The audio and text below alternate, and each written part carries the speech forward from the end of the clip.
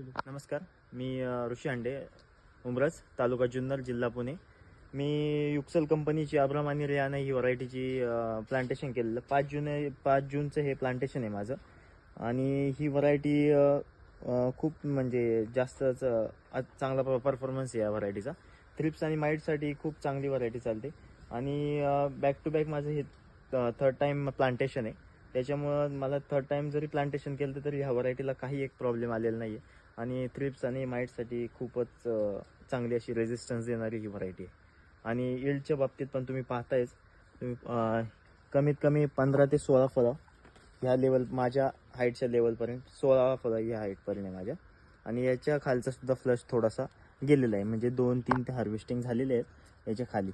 आणि 15 ते 16 या अवेलेबल्स दिसत आहेत आता फळं. पॉज करू.